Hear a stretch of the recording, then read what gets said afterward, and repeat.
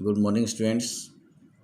बेटा, मैंने आप सभी को परफेक्ट स्क्वायर के बारे में बताया और आज हम आपको स्क्वायर करना सिखाएंगे शॉर्टकट मेथड से।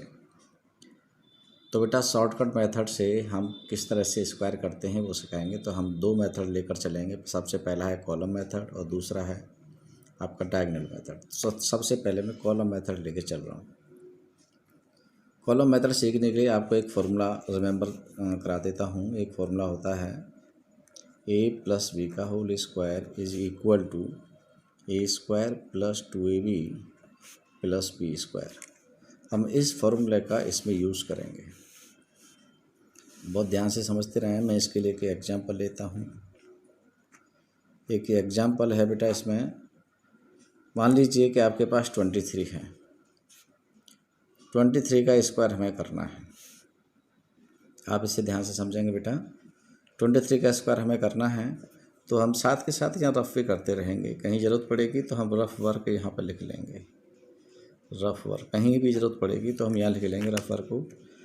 अब यहाँ पर ए और बी क्या होते हैं? तो बेटा, ये पहला वाला जो टर्म होता है ये ए होता है। दूसरा वाला जो होता है पहला वाला डिजिट ए होता है, दूसरा वाला डिजिट बी होता है।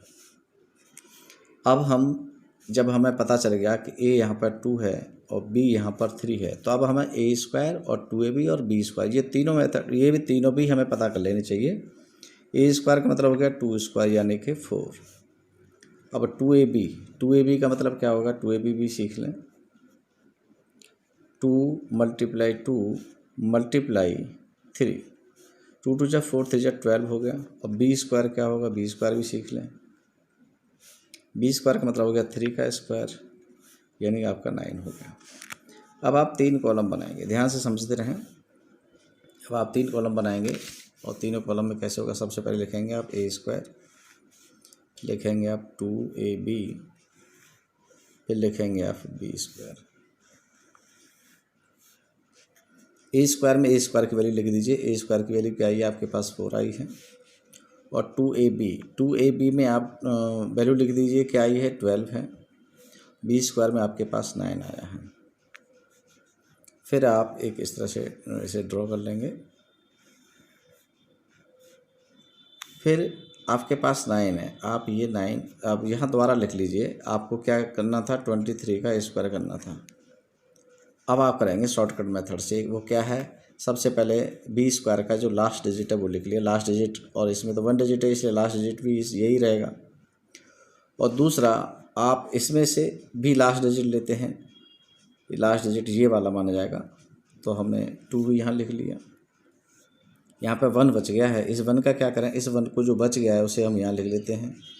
इन दोनों को ऐड करके यहाँ लिख लेते हैं। फिर आप इसे लिखेंगे यहाँ पर 529। इस तरह से आपका ये आंसर कंप्लीट हो गया।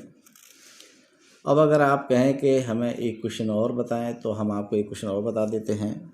आपकी ही बुक से ले लेते हैं क्वेश्चन को। और आपकी बुक में है एक, सपोज दैट 35 का स्क्वायर। ये सेकंड पार्ट है आपका क्वेश्चन नंबर 1 का एक्सरसाइज। इसमें है आपका 3C। तो आप इसे देखें। आप 35 का स्क्वायर करेंगे तो अब ध्यान से देखो। यहाँ पे आपको ए पता करना पड़ेगा कि यहाँ पे क्या है? 3 है। बी यहाँ पे क्या है? 5 है। तो आपको फिर कॉलम बनाना होगा। यहाँ पे आप लिखेंगे ए स्क्वायर, यहाँ पे लिखेंगे 2ab, यहाँ पे आप लिखेंगे बी स्क्वायर। देखो, जो काम हमने यहाँ पे किया था ये वाला, इस वाले काम को हम रफ वे भी कर सकते हैं। आप चाहो तो रफ वर्क यूज़ कर लें। ए स्क्वायर क्या हो जाएगा? यानी कि 3 का स्क्वायर हो जाएगा, यानी कि 9 हो गया। तो हम यहाँ 9 लिख देंगे। 2ab अर्थात 2 × ए की वैल्यू 3, बी की वैल्यू 5, कितना हो जाएगा? 5 से 15 हो जाएगा 30, ये 30 हो जाएगा। उसके बाद बी स्क्वायर क्या हो जाएगा? आप यहाँ लिख लीजिए 25 हो जाएगा। तो आप यहाँ 25 लिख सकते हैं। उसके बाद हम ये बनाते हैं, टेबल कंप्लीट करते हैं और फिर यहाँ लिखते हैं लास्ट में 35 का होल स्क्वायर तो सबसे लास्ट में क्या है आपके पास, यहाँ पर 5 है तो आप यहाँ 5 लिख देंगे। बच्चा 2 को कहाँ लिखेंगे, आप 2 को यहाँ लिखेंगे, इनको ऐड कर देंगे, ये 2 आ गया, ये 3 आ गया। फिर आप इस 2 को भी यहाँ लिख देंगे, यहाँ से 3 बच गया, 3 को कहाँ लिखेंगे, 3 को आप यहाँ लिखेंगे, और 3 आपका जैसे ही यहाँ पे आया तो 9 और 3 को ऐड कर दीजिए 12। अब पूरा 12 बच गया तो पूरे को आप यहाँ लिख देंगे, यही आपका आंसर हो जाएगा। और बेटा अब इसी तरह से अब आपको कॉलम मेथड तो समझ में आ गया, आप डायगोनल मेथड भी आपको समझाते हैं। तो डायगोनल मेथड से किस तरह से स्क्वायर करते हैं, तो बेटा मैंने एक क्वेश्चन ले लिया है 67 का होल स्क्वायर। बेटा इसे हम किस तरह से डायगोनल मेथड में यूज़ करते हैं, तो आप ध्यान से देखेंगे। यहाँ पर मैं यहाँ पर एक टेबल बना देता हूँ, आप देखें टेबल में कैसे बना रहा हूँ।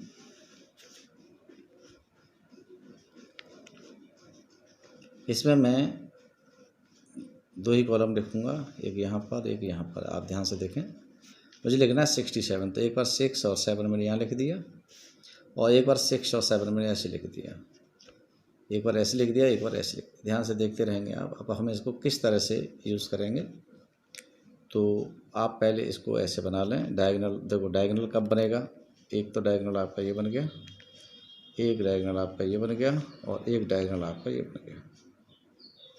अब आप 6 + 6 से मल्टीप्लाई करेंगे, 6 से 36, तो ये लिखेंगे 36, और फिर 6 का 7 से मल्टीप्लाई करेंगे, 6 7 42, तो 42 आप यहाँ लिखेंगे।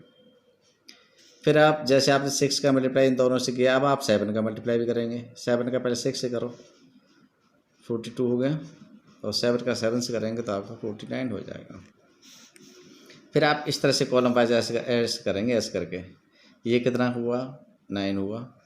फिर आप इन तीनों को ऐड करेंगे, क्योंकि इस वाले रो में जो भी आ रहा है, तो यहाँ पर आप इनको ऐड करेंगे। 2 और 4 6 और 2 8 हो गया। अब आप इन तीनों को भी ऐड करेंगे, और तीनों को ऐड करने पर कितना आता है, 6 और 4 10 और 4 14, ये आपका पास 14 आ गया। फिर आप इसको भी ऐड करेंगे, ये अकेला 3 है, ठीक है। तो अब आप यहाँ पे समझे ध्यान से, ये तो हो गया 9। जैसे मैं दोबारा लिखता हूँ, 67 का स्क्वायर जब आप लिखेंगे तो आपको ऐसे करना होगा कि जो सबसे यहाँ से स्टार्ट करते हैं, सबसे पहले 9 हो गया। यहाँ पे कोई और दूसरा डिजिट है नहीं, तो लास्ट वाला और फर्स्ट वाला सब कुछ भी है, यही है। ऐसे यहाँ पर भी यही है, लेकिन यहाँ 14 है, तो 42 से सिर्फ 4 लेंगे।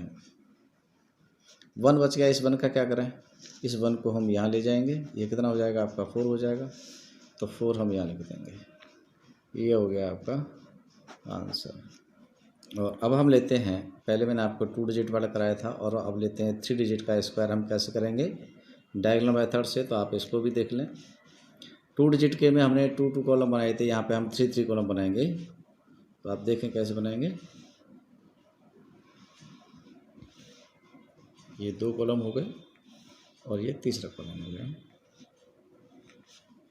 इस तरह से पहला कॉलम हो गया, दूसरा हो गया, और ये अब आपका तीसरा हो गया। 2 5 6 यहाँ लिखेंगे, 2 5 6 यहाँ लिखेंगे। इनमें डायगोनल भी बना दीजिए। इसका डायगोनल इस तरह से बनेगा, यहाँ पे जो बनेगा वो इस तरह से बनेगा, और ये जो बनेगा ऐसे बनेगा, और ये ऐसे।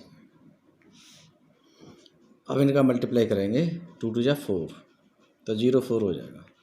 2 5 जा 10, 1 0 हो जाएगा। 2 6 जा 12। अब 5 से करेंगे, 5 2 जा 10, तो 1 0।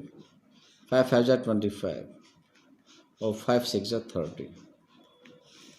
6 से करेंगे, 6 2 जा 12, 6 5 जा 30 हो जाएगा, और 6 6 जा 36 हो जाएगा। आप इस तरह से देखें। और फिर इनको क्या करेंगे, ऐड करना बताया था मैंने आपको।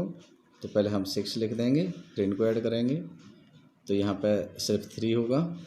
जब इनको ऐड करेंगे तो देखो क्या आएगा, ऐड करके 2 और 3 5 और 5 10, और 5 15 आ जाएगा। अब इनको ऐड करिए, ऐड करके क्या आता है, 1 और 2 3, और 1 4, 0 4 लिख देंगे। और अब इसको ऐड करिए, कितना आएगा, 1 और 4 5, और 1 6 हो जाएगा। ये तो अकेला है, ये सिर्फ 0 ही रहेगा। अब हमें लिखना है 2 5 6 का होल स्क्वायर। 256 का होल स्क्वायर है। अब इससे कैसे करेंगे, मैंने आपको बताया था पहले, ये लिख लीजिए आप सबसे लास्ट का।